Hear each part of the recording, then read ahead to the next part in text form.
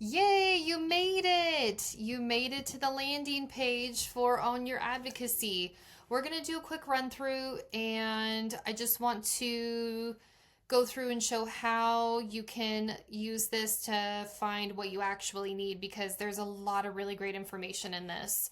We made this thoughtfully and purposefully, where the information to navigating healthcare should be very concise and get you what you need quickly. So we're just going to get right into it. So as we scroll a little bit further down, where do I start?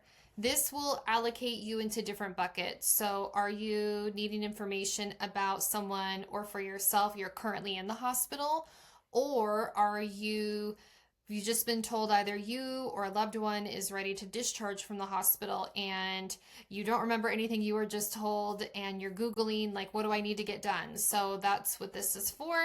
And then we've also got, I got a bill or my insurance said no.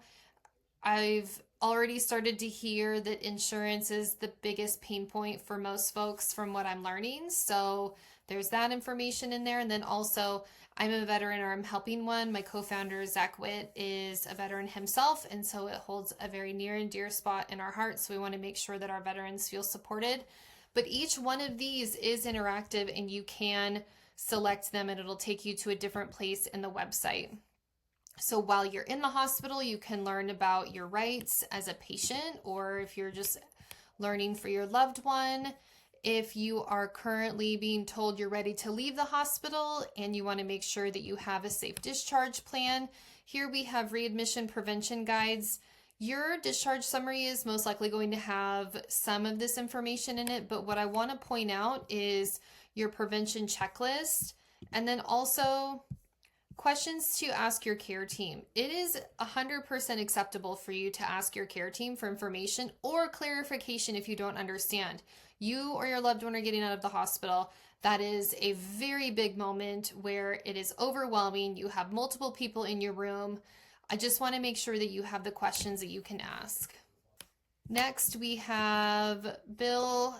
This portion, and we'll do another video on this. It's Get It Covered. So the idea behind this is that, let's say you need to have CPAP, or you need to go home with a wheelchair, or you just found out you qualified for oxygen but you're having issues with insurance. This will walk you through what does your doctor need to have documented, what do you need to do if you're going to appeal an insurance issue. So it's a really great tool. The source for that is Medicare, which is like the gold standard for qualifications. And then we have an entire page dedicated to our veterans who may be starting their journey to navigate VA benefits. So there's a lot of great information in here. So we'll come back to our homepage. We do have a free guide that you can download, 10 things your hospital won't tell you. That's just really high level information to start with. And then really what this does is empower yourself and own your advocacy. There are 4 main buckets that I feel are foundational for what we should have. So knowing your rights when you're in the hospital or your loved one is in the hospital, or if they're at a skilled nursing facility, learning to ask questions.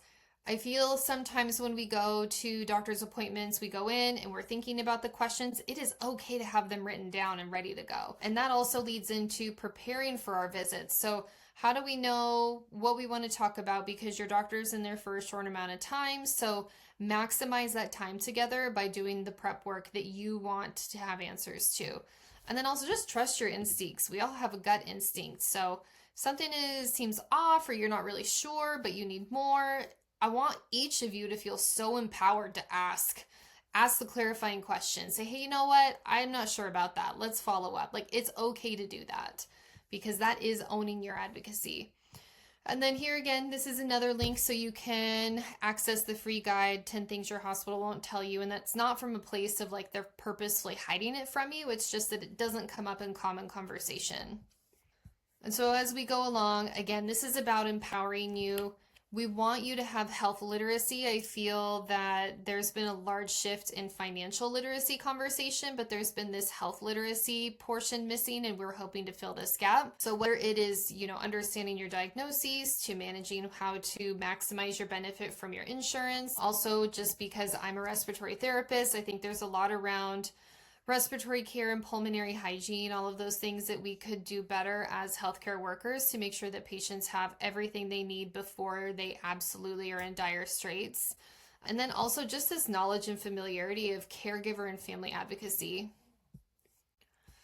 So, been in the trenches. I've been in healthcare going on 20 years. Zach's been in healthcare for a few years now, and I've done the bedside and I've done the insurance, and I have a lot of information, and Zach and I just really want to bring this to everyone. So you don't have to be part of the family per se, but you're going to have someone who's in your corner either way. And here at the bottom, we just have helpful resources. This is going to be links to whether it's the Medicare, there's patient advocacy where you can get guidance on case management, financial aid. Healthcare.gov has a lot of information on insurance, the National Patient Safety Foundation, and then the U.S. Department of Veterans Affairs website. So this is all educational. I am not a doctor. We are not lawyers either, but really this is a place for you to learn about things and then to research yourself or ask questions, and then maybe there's something that I can also clarify.